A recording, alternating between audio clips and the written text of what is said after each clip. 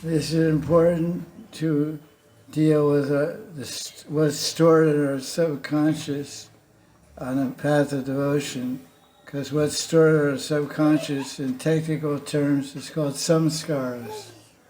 Samskaras are mental impressions of activities we've done in this life. We're collecting new samskaras, mental impressions in this life, and so many thousands of prior lives. You translate samskaras as stories, because samskaras can also make a whole life story. Because enacting your samskara may be the whole journey of your life.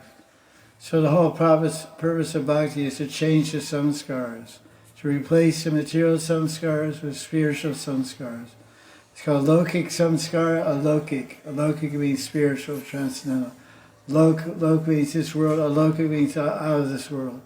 So the answer is yes, we should just concentrate on bhakti, but we have to be also good psychologists. I wrote an article, I think, I don't know, can't remember when, I don't know if it's published or whatever. But it's called, every bhakta has to be a good psychiatrist, good psychologist. In other words, Prabhupada once said, once in LA, he was riding in LA, and he said, Prabhupada, we're going to take over LA pretty soon. Everyone's going to be Krishna conscious. LA ISKCON Temple is #1 book distribution in the world. Pretty soon the whole city is going to be Krishna conscious. Prabhupada said, no. What? Impossible. So why? He probably said, Krishna consciousness is only for the intelligent. So you have to be intelligent. So being a good psychologist is part of being a devotee.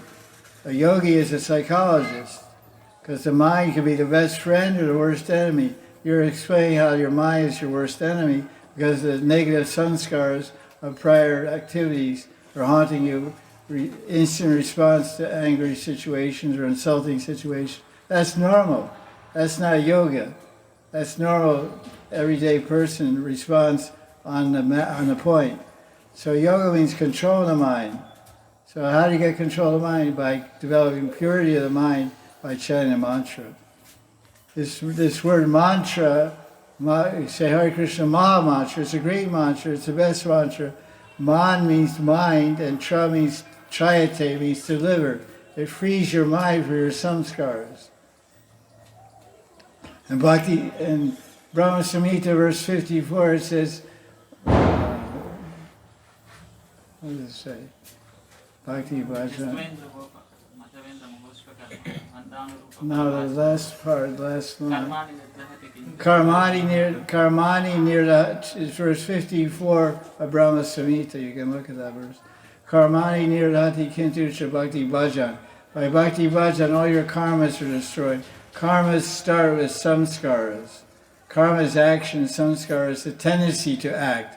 It's the latent tendency to act, which is called samskara, which expresses itself as good karma, good action, bad action, negative actions, positive actions, progressive actions, degressive actions.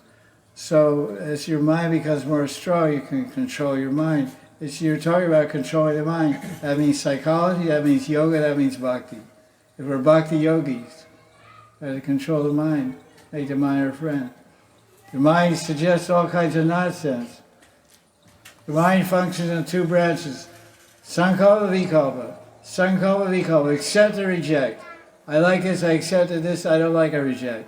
Accept, reject, accept, reject. So we have to accept everything favorable for Krishna Bhakti and reject everything unfavorable. Within us. Not necessarily accept people that are favorable, reject people that are unfavorable, accept situations that are favorable, reject situations unfavorable, reject living places that are favorable, reject living places that are unfavorable.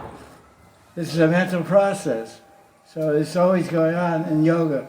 So yoga becomes, when the yoga mind becomes chitta vritti viroda, it's called chitta vritti viroda.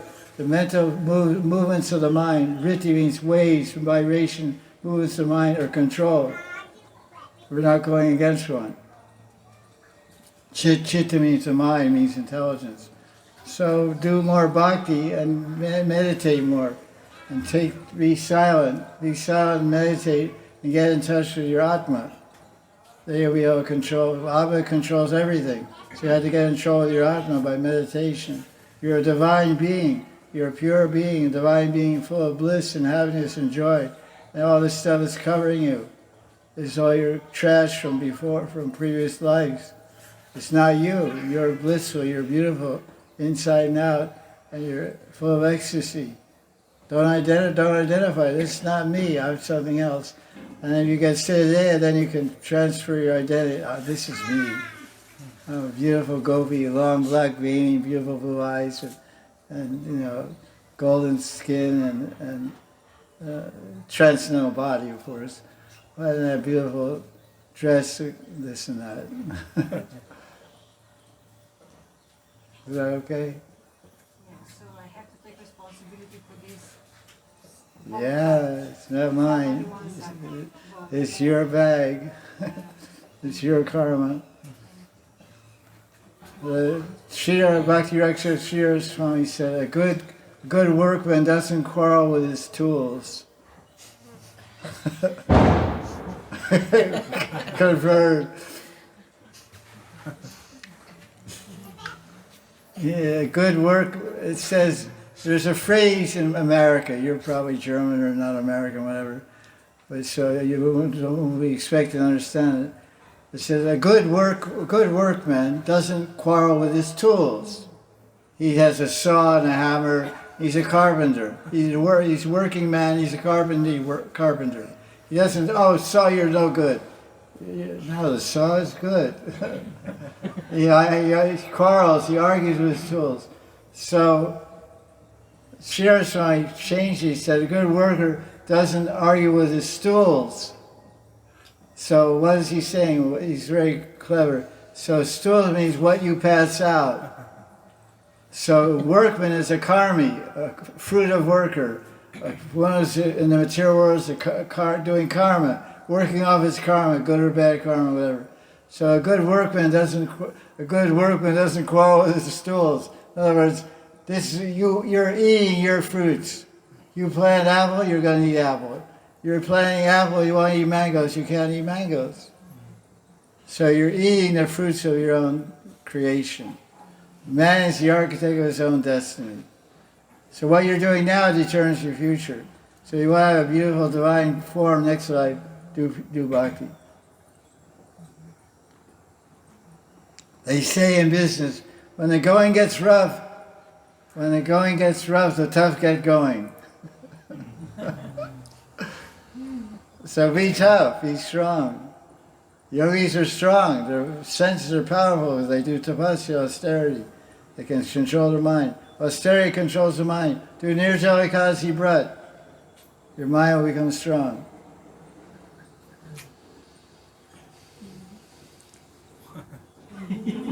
No, I'll die. I stopped. I had a stroke in 2019. And even I continued to do it until this year. A few months ago, I stopped doing Nirjala Ekadasi. I did every Ekadasi for 42 years. By the mercy of Krishna, from 1978. It works. No water, no milk, no chai. Nothing. Holy name and Shastra. I try to stay awake also. Don't sleep all day. It's also good. You can sleep all day also. Or do Nirjal. Get the experience. Challenge you. I can't do it. What do you mean? Prabhupada said, impossible is a word in a fool's dictionary.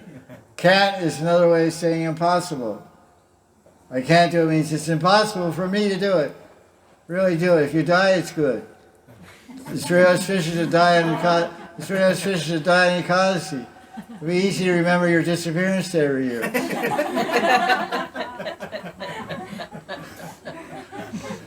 Oh, she died of Akshari Ekadasi. Okay, good.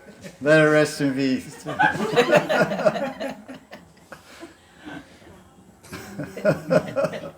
No problem.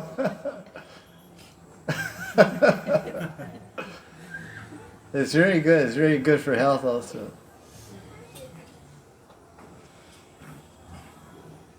Have you ever tried it? Yes. You're always doing? Good. Hang in there. I give you full encouragement. This is traditionally this is real Ekadasi should be nirjala. Day before you eat fruits, nirjala, Ekadasi to nirjala, and they have to eat milk. Called paya bread. 3-day bread. She's looking at it. She's her head's going back. What? Like some tornado came up. What? Okay, your eyes going, but her head went back. Wow! I was me, or her head was going back. Sorry.